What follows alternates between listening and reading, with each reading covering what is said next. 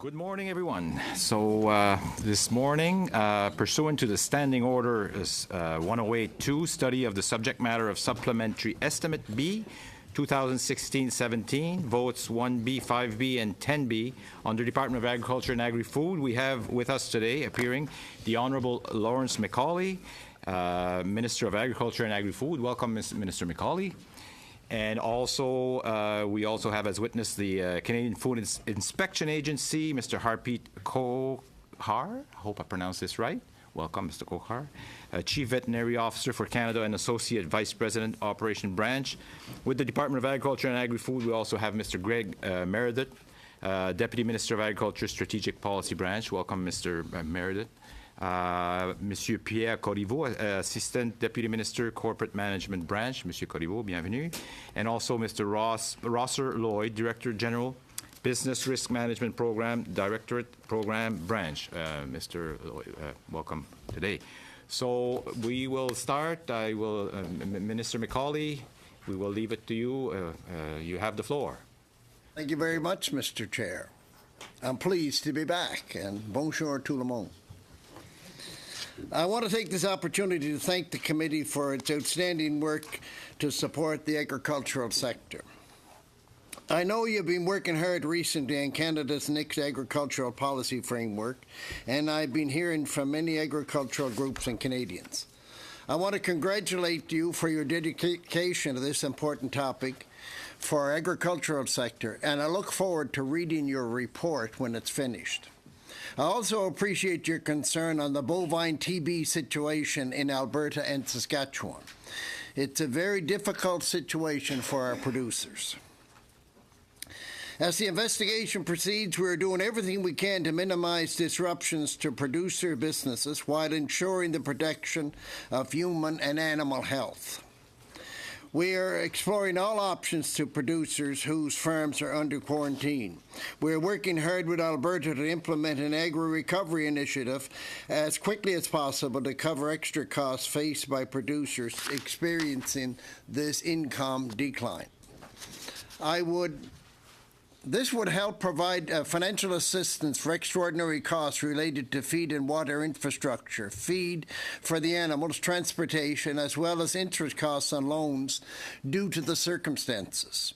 Producers can also access immediate help to cover the costs they are facing under the Advance Payment Program. I have instructed my department and the CFIA to ensure all these affected have the latest information as it becomes available.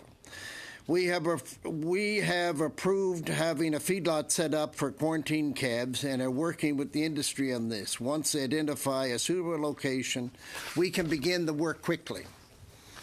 I want to assure the committee and all those affected by this terrible situation that we will spare no efforts in helping get our world-class cattle producers back on their feet again. Being a farmer, I understand the difficulty of this situation and the pressures these ranchers are facing. Moving on to today's topic of the supplementary estimates, our government is pleased to work with you to advance Canada's agriculture and agri-food industry. Our commitment to the sector is shown in the supplementary estimates you have before you. The estimates have increased by over $23 million to a total of $2.34 billion. This will support joint initiatives under Growing Forward Through with the provinces and territories. These are targeted at competitiveness, market development, innovation, adaptability, and industry capacity. The Agricultural Youth Green Job Initiative and investments under the Agri-Marketing Program to support our free trade agreements and negotiations and to work with industry to open doors in the global markets. Today, I am also pleased to update the committee on our government's work for the sector since our last meeting, specifically our work on three important priorities: trade, innovation, and the next policy framework. As you know, trade is vital to the success of the sector. Canada exports about half of the value of its entire agricultural food production. Canada is top 5 agricultural food exporter, with exports hitting new records every year. So it's tremendous news when the Prime Minister and the President of the EU sign CETA. CETA will eliminate tariffs on virtually all Canadian agri-food exports to one of the world's largest markets for food.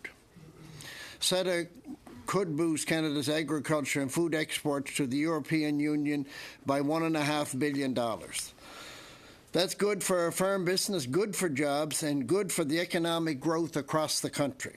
Our government has introduced legislation to implement this landmark agreement under Bill C-30.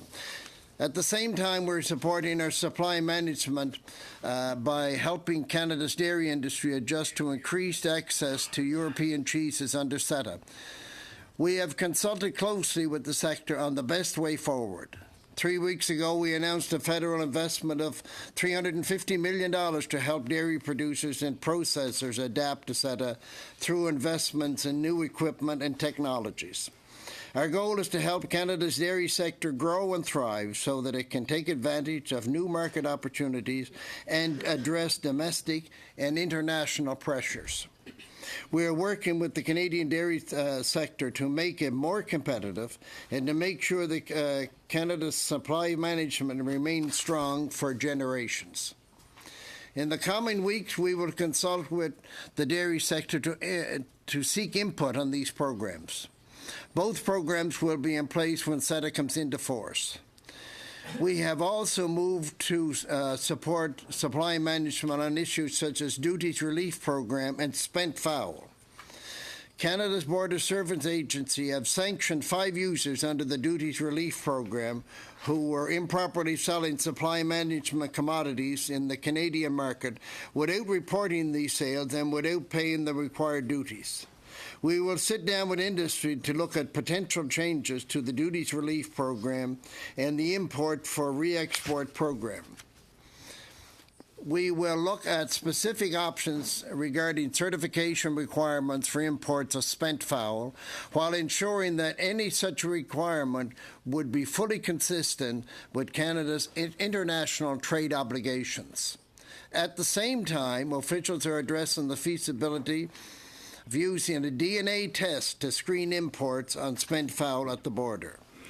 Mr. Chair, this is another example of our government's support for the supply management program. Along with Europe, another key market for Canadian farmers and food processors is China. I'm just back from a major trade mission to China.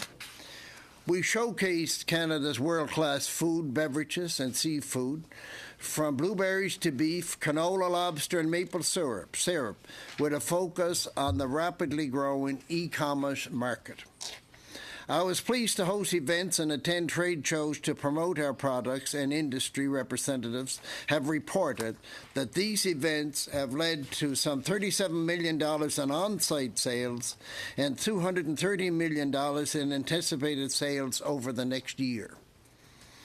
Canada is China's second largest customer for agriculture and agri-food, with a middle class growing by the population of Canada every year.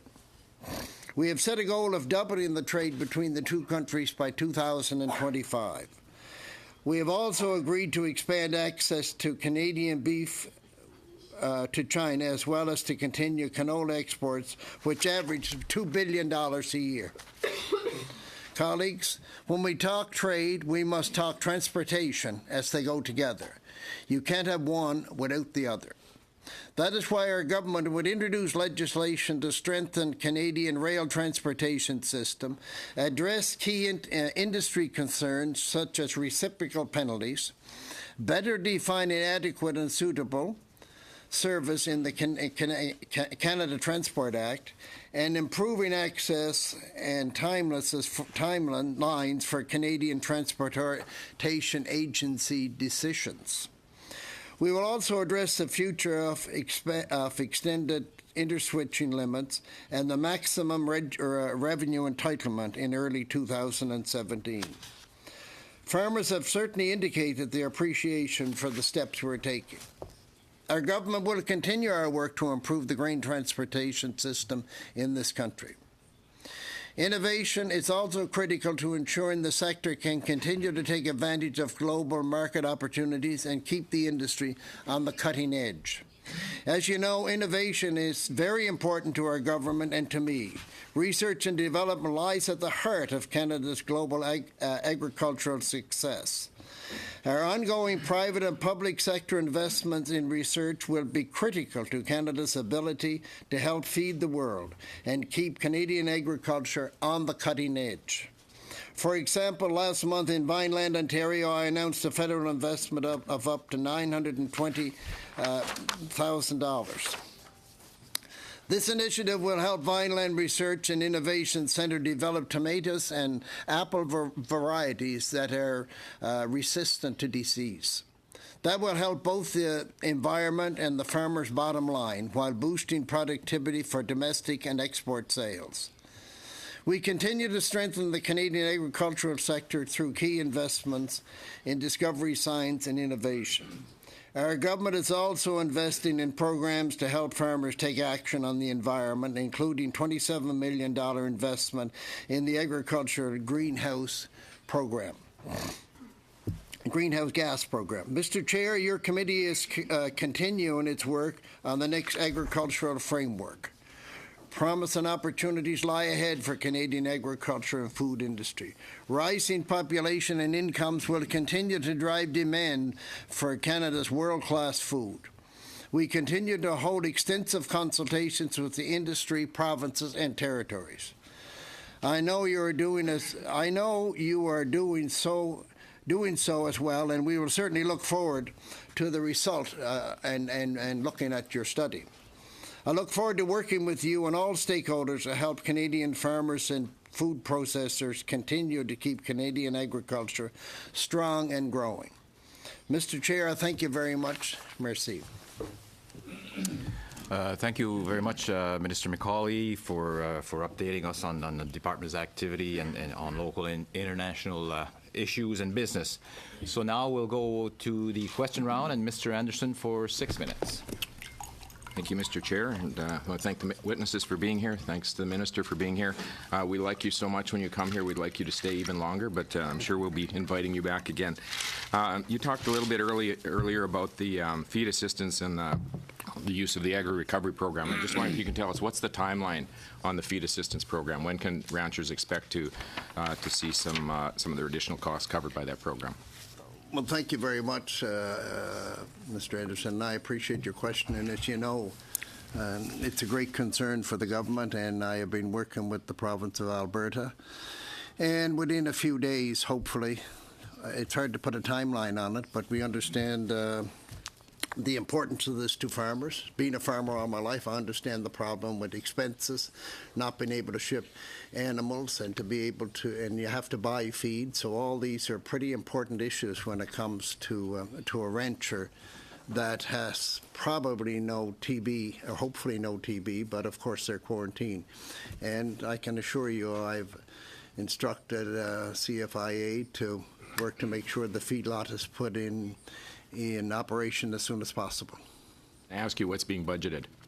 You have two components to the allocation. One is the compensation for slaughter of the indexed herd. That's regular programming. What's being budgeted for that, and what's being budgeted for the added feed costs? I don't have the exact figure, but we're working on it. There's a number of components to what we are going to do, but I do not have the exact figure. It will be announced very shortly when we get it all put together. But what I'm trying to do, as much as possible, to make understanding the situation as it is, and the financial restraints that are on these people, on these ranchers. Quite simply, I do not have the figure. Well, we'll look forward. We're working on it. Okay. Well, one of the things we need assurance is in past examples, ranchers have been stuck with the feed costs. I know people who have gone broke because they were stuck with costs of feeding animals that weren't even their own, and the CFIA walked away. They wouldn't help them in any way. They just basically said it's not our responsibility. So I'm glad to see government is responding in this way. I hope it will be adequate. I just want to answer that, and I thank you very much. And I can't answer for previous situations, but in this situation, I think it's fair to say that CFIA have been reporting daily or frequently to yourself and to provincial governments across the country and to make sure that everybody is kept abreast of what's taking place. What we want to do is make sure that this problem is addressed as quickly as possible, efficiently as possible, and to make sure that the ranchers are back on their feet and able to continue. And I actually just have to correct you a bit. We have not been happy with the amount of information we've been receiving. One of the reasons we brought the ranchers down here last week was so that they could tell their story. We asked for a briefing. We got one phone call. That's pretty much all we had. I asked for a second briefing. I was told I need to talk to the minister's office. They wouldn't talk to me.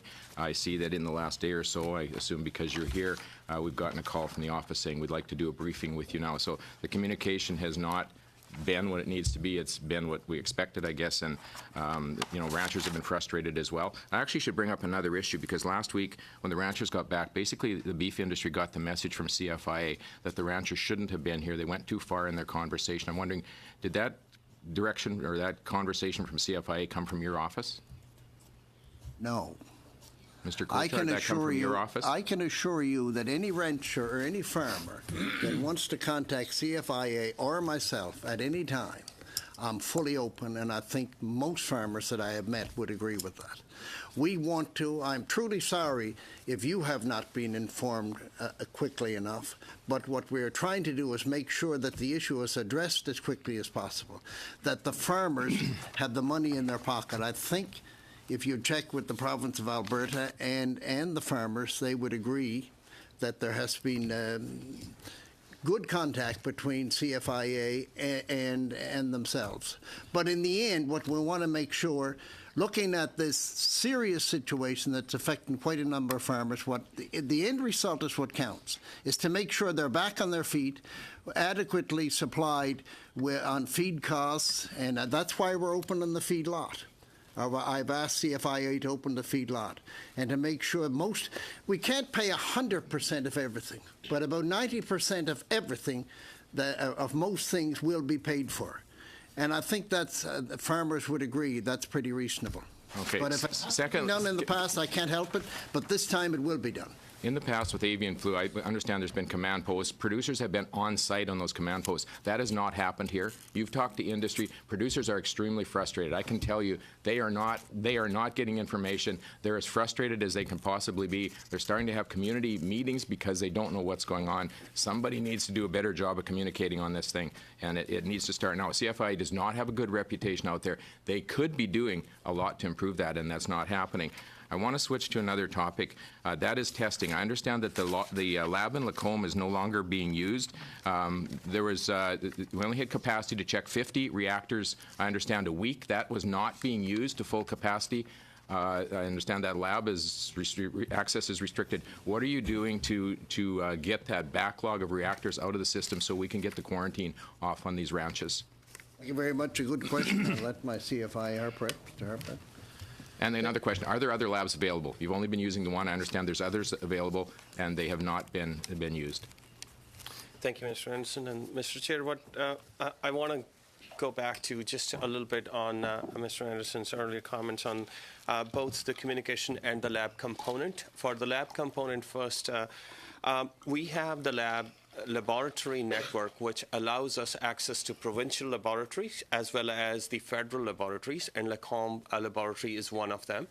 The ability for us to actually get those samples up to that has been very much improved to the point that any information related to the samples is actually provided to the laboratory, and the laboratory continues to work to its capacity. So we have added capacity. We've spread it around so that there is, no delay after the samples have been collected, that the testing is done. So only been used to full capacity for 1 day, 1 week in the last month. Mr. Anderson, thank you so much. Mrs. Lockhart for 6 minutes. Thank you. Thank you. Well, welcome, Mr. Minister and CFIA representatives. Thank you for being here today. As you know, Fundy Royal is known for its dairy industry, and I've been talking to many farmers after the signing of CETA. And I'm wondering if you can expand on us and how the government has, what has been put in place to ensure that supply management is protected with trade deals like CETA, and to make sure that the dairy industry remains competitive. Thank you very much, Elaine. I appreciate your question. And being a dairy farmer before I came here, I'm certainly important to me. I'm very pleased that the government of Canada and I had the privilege of announcing $350 million. Now, this was done after consultation with farmers right across the country. What we did over the last number of months was met with agricultural groups from right across the country and dairy processors across the country. And with these consultations, we come up with this package. It's $350 million. And what needs to take place is what the industry felt needed to take place in general was innovation and to make sure they were ready when SETA comes into play, and also overall to modernize the manufacturing sector or the processing sector in the dairy industry. And with the $250 million to help over 5 years to help dairy farmers innovate is, in my view, a great package. Now, we have to sit down again with the dairy farmers and decide just how this package will be implemented. But I'm sure it will be a great asset. Having been involved in agricultural programs years ago, I understand exactly what an asset these can be in order for the dairy producer.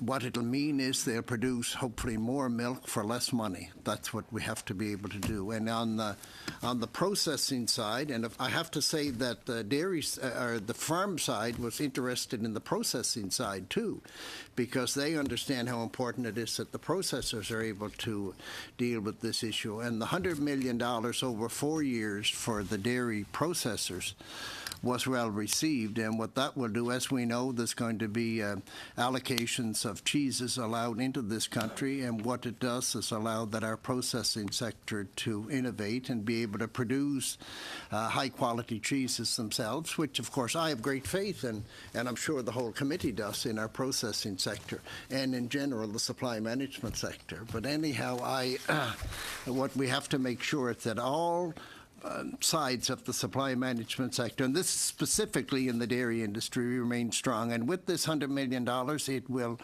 allow the processors to invest more into their operations and be able to produce different products that will be for sale. We have to realize, too, that with SETA, the 700 million people in Europe are available. They're customers for us, too, overall. So I think we have pretty aggressive processing sector, which will probably become more aggressive and hopefully more beneficial to the dairy industry. It just hopefully means more money for the dairy farmer and more money for the processor, which means better economy. You spoke about the opportunity that lies in the 700 million people, consumers in Europe. What are we doing here at home and abroad to ensure that our agriculture products are in those markets and are well received? Well, number one, as you're aware, with the government today, innovation is a big issue. And my letter from the Prime Minister, innovation is certainly mentioned strongly, and other letters. But you look at Navdeep Bains' department, and there's billions of dollars in there. Some of it will be available to the agricultural sector. Again, it's so important that we are able to innovate and be ready for this opportunity that comes from this from the SETA deal. It's it's looked at we could end up sending $600 million more beef to the European Union, $400 million worth of pork, and it's certainly a great asset to the pork industry, and the grains and oil seeds and many other products that will be produced by the agricultural sector. It just opens up a wide market, as you're fully aware, and everybody at this table is fully aware, that Canada exports half of what it produces. We want to produce more and export more. We are an exporting nation and will continue to be an exporting nation.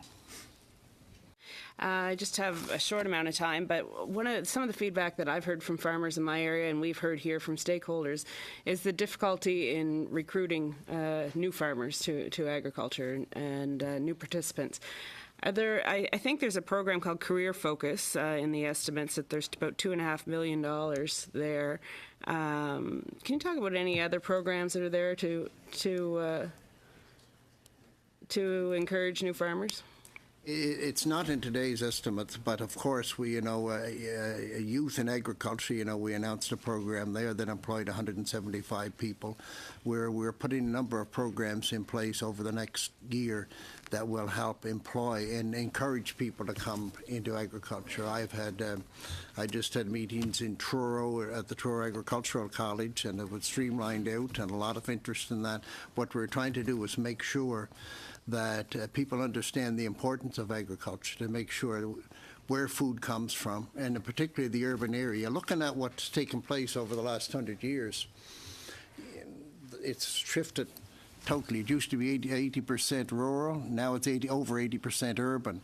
And what's important is that we have programs like 4-H and Ag in the classroom. These types of programs are so important, so that urban people truly understand the importance of and what's involved in producing the product, and to understand how the products are produced, whether it's animals or plants, and the humane effort that's put into it. Also to indicate how the environment is dealt with, how we deal with how we put fertilizers on the property, how we want to make sure that the fertilizers are absorbed by the plants and not just wasted. That is great for the environment and also very important for bottom line for the farmer. Thank you, Mr. Minister. Mr. Lockhart. Madame Brosseau pour 6 minutes. Merci, Monsieur le Président. Thank you, Mr. Chair, and I'd like to thank the Minister for coming here and testifying to the committee, accompanied by CFIA and other individuals. I'd like to go back to the Liberal government's plan, the compensation plan, transition plan for farmers. You promised compensation. You referred to this $350 million. This is more of an investment fund that's conditional, and it's won't be able to cover the losses of the producers. They are losing a lot of money, particularly Quebec producers. Milk producers are looking for $750 million additional dollars. And further to your examination, you felt that $250 million was enough for producers over 4 years. You felt that that was adequate for processors as well. But the industry in Quebec is not comfortable. It doesn't feel that this is an adequate amount. Our producers are very frustrated. They're going to have to suffer tremendous loss because of the CETA. How can you explain why dairy producers in Quebec are asking for an additional $750 million? Surprised. But I have, and to be fair, I have traveled right across the country, and I've met, for example, the young farmers in your province who are very concerned about the future of supply management. Basically, what I heard right across the country was for the future, the next generation, to make sure that supply management remains strong in this country. That's what we heard. When I started this, I indicated we would have a transition fund in place in order to make sure that it would be easier for the supply management sector, and in particular the dairy sector in this instance, would be able to adjust to CETA when it comes into play. It's important to note on this, when you hear from farmers right across the country and they ask you for a program, it's pretty important that you put this type of a program in place. And as I explained previously, what farmers felt needed to happen was that their farms needed innovation. They need more innovation dollars. They need to be able to compete with CETA when it comes into play. And in that instance, that's exactly what we did. Of the $350 million that we put in place, $250 million was put in place for the farming sector, for the farmer right across the country. And this program with the farmers will do nothing but innovate the dairy farmers. And that's what was asked for across the country. Sorry, Minister, And I Ruth don't have Ellen, much time. I just, know. Just on the I know process. you're going to talk it out. I'm sorry, but I can I tell understand. you that farmers that I represent are not happy. They're not satisfied. They don't feel that they're listened to. Just a few weeks ago, I went to a fromagerie. They've celebrated 15 years. They've invested $1 million to remain competitive. It's an amazing business, and they win international prizes. They beat out cheeses in Europe regularly. And they've invested because they knew this was coming. But with this $100 million over 4 years, they're not going to have access to this aid for value-added transformation. And they're frustrated. Farmers that I represent are not happy with the compensation or the investments that you've put forward. And I have to bring up diafiltered milk, because you didn't bring it up in your speech earlier today. This is an issue that I know you're going to say you've inherited from the Conservatives, but it's been going on for a long time, and it is just federal jurisdiction. When dye-filtered products come in the border, it is considered an ingredient. When it goes into cheese making, it's considered a milk. Why hasn't this issue been dealt with? It's been over a year since you've been government, and this issue is causing $231 million in losses. It is huge. I'm just wondering why you haven't acted, because it is putting our farmers in a terrible position, and it is your responsibility to deal with it. Thank you very much, and I appreciate your question, and again, not overly surprised. But I think in your question, in the first part of your question, you basically answered the question when you indicated that farmers have already invested millions of dollars. I have to say, in my area, not about 2 or 3 miles, as we say, as the crow flies, there's a barn built that's probably the most modern dairy farm in the world. The fact is, people do believe that their government is going to make sure that supply management remains strong. And if farmers in your province have invested millions of dollars, business people normally do not invest unless they have faith in their country and in their government and in their system. And I can assure you, when you have people investing this kind of money, they certainly have faith in the supply management program, as I have, dealt with it, worked under it, and really think it's a great program. But when you're mentioning too who will be eligible and who will not be eligible, we'll be sitting down with farmers to see. Normally, programs are not retroactive, but we will be sitting down with the farmers across the country or the farm organizations and decide. And with them, as we have done in order to put this package together, this will be put together the way that most people, it's pretty near impossible to put a program in place that every last human being will agree that is absolutely right and has absolutely enough money. In politics a long time, I've never heard them say, no, that's a little bit too much. Sorry, The fact I want to talk about dye-filtered milk. Thank you, merci, Madame the program is what the farmers have asked for. And I have to admit, I appreciate your question. Merci. Thank you, Minister Macaulay. Monsieur Breton pour 6 minutes. Mr. Breton, 6 minutes. Thank you, Mr. Chair. And I'd like to thank the Minister for coming here today, as well as the other people representing the department. I have a few questions. We only have 6 minutes each. And the new CETA is going to be great news for Canada. We're looking at a market now of over 700 potential clients, 700 million potential clients. It's one of the biggest markets in the world. But what I would like to hear from the Minister is, what will the government's plan be to promote the interests of all our farmers in Canada in order to export overseas? And it's truly a good question. And having coming back just from China and been in this business for a while and been at a number of trade shows around the world, it's so vitally important that people understand what we have. It's so important that the world understands what we produce. I truly like your question. What they need to understand is the regulatory process that we work under. We work on a science-based regulatory system.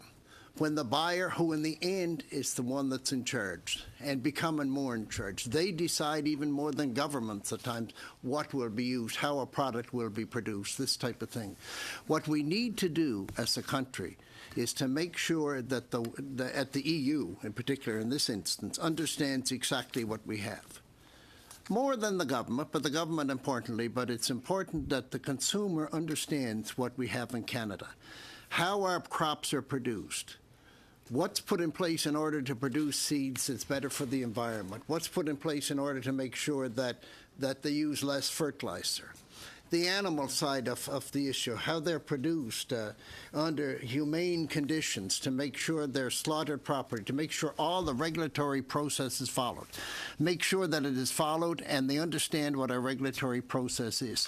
When they come to see the let's say the piece of beef or fish or whatever it is in the cooler and they see the Canada brand, what we need to do is make sure that's the brand they want. They want the Canada brand because we have the best farmers and ranchers in the country and fishermen, and a lot of changes have taken place in the fishing industry. Not that they weren't, but a lot of regulatory processes have come in to make sure that it's top quality product. What the European Union needs to know is what a quality product they have. What we need to have happen is to have more demand than we have supply.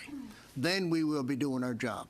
Because the demand for protein worldwide is expanding year by year. When you look at what's taking place in China, when you look at what's taking place in Vietnam, in the Asian community around the world, we have more people entering the middle class and more people want to eat like you do. They want to eat well. And I want to make sure, my job as Minister of Agriculture and Agri-Food is to make sure that the European Union understands exactly what we have and to make sure that they want it. That's part of my job, and your job too, in order to make sure that everybody understands what we have. Then it will be better for our farmer, and it will be better for the economy of this country. Thank you. If I have a little bit of time left, Mr. Chair, I have a question with respect to spent fowl. I was with poultry producers last week in my riding, and obviously there's a problem here. Is it in the import sector? You touched on this in your opening statement. You said that additional controls will be put into place at customs. Could you, in a few words, explain what the problem is and what the government is doing to deal with it? And yes, there is a problem. When you import more spent fowl than there is in the U.S. from the U.S., there's a problem. And that's a problem that's been going on for a number of years. And what we've made, as you know, I've made an announcement on this, and as you're aware, no doubt, that there has been 5 producers in the U.S., or suppliers, that have been charged or taken up at the border on issues. It's on issues of importing. When you're importing more spent fowl than there is in the U.S., there's something wrong with what's going on. So what we have to do is address this issue, and that's what we're trying to do. We have to put a process in place. It could possibly be the DNA testing, if that can be done quickly enough and get it to the lab and get it back. But as you know, things at the border must move quickly. But there has to be ways in order to make sure that we're able to do it in a timely fashion at the border. And I might add that the producer in the U.S., the spent fowl producer, is also keen that we deal with this issue in a timely manner. So I have to say that everybody is on side in this issue. We just have to deal with it. We've indicated we are, and the best way that we can deal with it, we can. I don't know if anybody else wishes to give any information on that, or if they have, but that's what we plan to do as a government.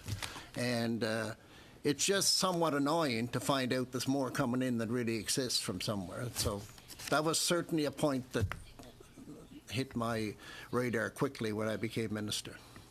Thank you. Thank you, Monsieur Breton. Mr. Longfield for 6 minutes. Thanks, Mr. Chair, and thanks to the Minister for being here and the Department for supporting. And thanks for your rapid response on the crisis out west. It was great to see in real time how quickly you responded to a great need, and will continue to respond to the people that really need your help. So as much as you can do to get that forward, I know you're doing everything you can. And that was last week's topic. By the end of the week, you were on it and had some solutions, so thank you for that. Minister, in the last little while, we had a report from Dominic Barton, and he singled out agriculture as one of the key sectors that Canada should be able to lead the world in. And innovation is going to be key to that. And I see in the estimates that there's $8.16 million allocated for innovation. We've had some questions from some of our witnesses on how do you interact with ISED, with Navdeep Bains' department? You mentioned him a little bit earlier. How does the innovation coming from the Innovation and Economic Development Department relate to the innovation that's happening in the Agriculture Department? Thank you very much. And first of all, on the issue of bovine TB, being a farmer, I understand it has to be done as quickly as possible and as efficiently as possible. And the issue is you have to try to get a solution in place and to make sure the farmers and ranchers are not hurt very much financially. I didn't have to go through much of a learning curve to know that. Having experienced some ups and downs in the agricultural sector, I knew that it had to happen in a hurry. I think I'll turn it over to Pierre on the estimates issue. Okay. So just point members to page 223 of the estimate. So as part of our 5-year multi-agreement with the provinces, up to 25% of the funds that lapse in one fiscal year can be brought back in the current fiscal year. So that is what you were saying there. Now, each province has to invest as a minimum 25% in various areas. So this is the most current up to date. So basically, you voted earlier in main estimate $100 million in innovation. On top of that, we're adding $8.1 million from funds that were basically lapsed last fiscal year. Very good. I'd just like to say, I think everybody needs to keep an eye, though, when announcements are made, particularly in the agricultural sector and the innovation area. Farmers, everybody has to watch what's available, because there are programs that you can work into, and it's so important that the agricultural sector and the agricultural leaders keep an eye on what's going on. This is a government that's big on innovation. We have to make sure that the agricultural sector gets every nickel it can get, and I want to see that happen. What I do with Navdeep Bains or anybody else, if there's any money available, I want to get it for the agricultural sector. Good to hear. So it isn't an either or, it's a both. And everything is a both. That's the way it is. Yeah. So I'll be meeting later on this week in Calgary with the ag equipment manufacturers. And those are small businesses in rural Canada that need help with innovation. And where do they go? Do they go to agriculture? Do they go to innovation? And the answer is yes. The answer is yes to both. Okay. You know, because it could fit in one way, it could fit another way, but they're also an important player and an important employer in the whole agricultural sector. So looking also at the estimates, there's money that's been set aside to improve access to the international markets for Canadian ag products, including $1 million in grants and contributions. Could you maybe speak to what a project would look like that could qualify under grants and contributions? Because there is confusion over where people go for grants and contributions. I think the China trip was that I had the privilege of leading is a fine example of what can happen and what it can do for the economy. But on the specifics, I'll leave it to Pierre. So the $1 million that's shown currently in the estimate is basically a top-up of existing programming. So normally the kind of funding would go to international organizations that support basically standing settings. So you would have like the World Organization for Animal Health. You would have Codex Alimentarius Commission.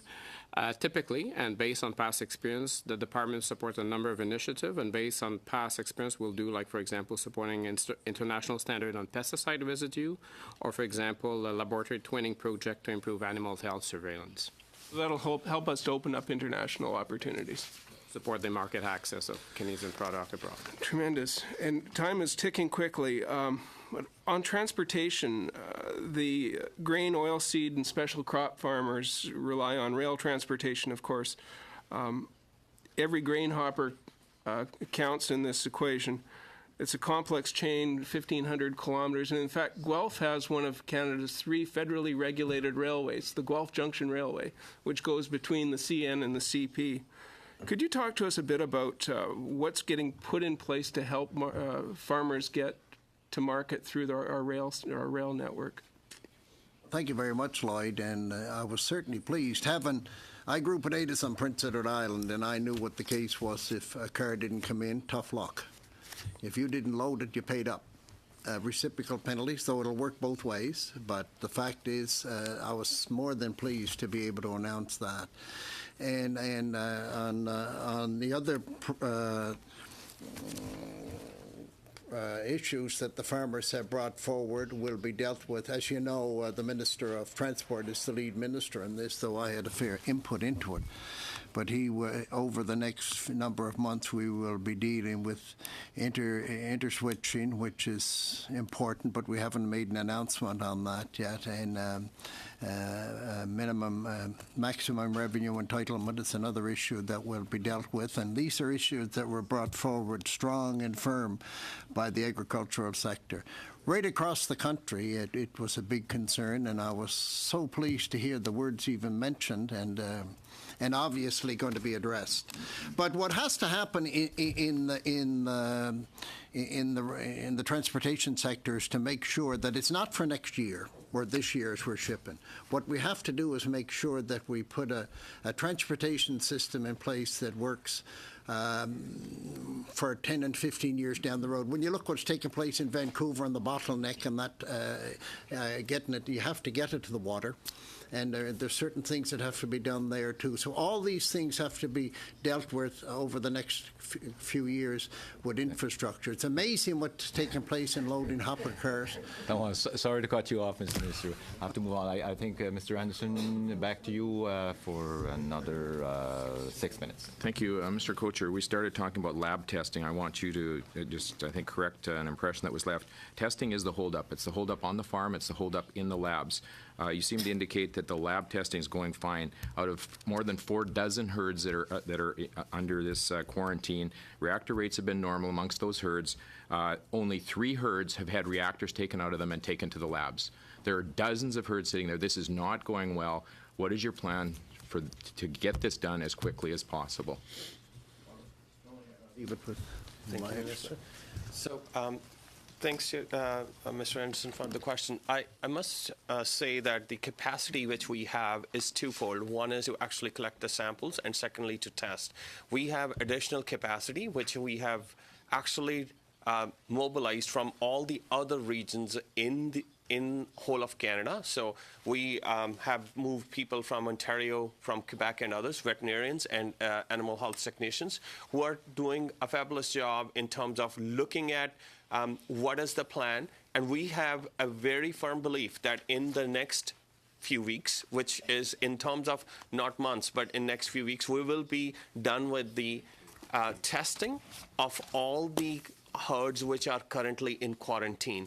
And by that, what I mean is that those which are high risk ones, which are our top priority, we have almost finished with that one. We're almost on the tail end of that one. And the other ones, which are the contact ones, and the other ones which are more in terms of a trace out, we have a plan that in next few weeks we will be done with those ones. What about the reactors? You have no capacity to check those reactors right now.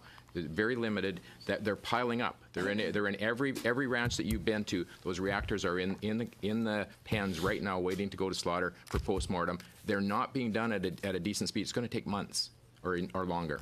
So, Mr. Anderson, the capacity for us has been more dedicated to actually moving them to slaughter and slowing down the slaughter speed so that our inspection staff and veterinarians can do a proper examination and do the proper diagnosis if these reactors are truly having disease. Because reactor is just an indication, and we need to actually confirm at the postmortem. And we have been able to move those reactors. So, for example, the first tranche of 81 reactors, they have been actually taken care of through different contracts which we have established at the slaughter establishment. I need to turn this over to Mr. Gourd, but the little bit of lab capacity you have has not been used to capacity, but I have to give my colleague a chance to ask a question as well. Mr. Gourd? Merci, Monsieur le Président. Monsieur... Thank you, Mr. Chair. Minister, I see that you were prepared to do a wide consultation process for the transition program. Yes or no? Do you want our committee on agriculture and agri-food do a study, a public study, with Canadian dairy producers, with Canadian processors, so that we can help you as you establish this program, and we could come up with recommendations that will ensure that the entire industry will be heard publicly, and that the industry would be pleased with the results. Yes, Mr. Minister, will you help us, yes or no? But as quite simply, the committee is the master of its own destiny. I'm not here to indicate what you're going to do. You are totally the master of your own destiny as a committee, and I think you're fully aware of that.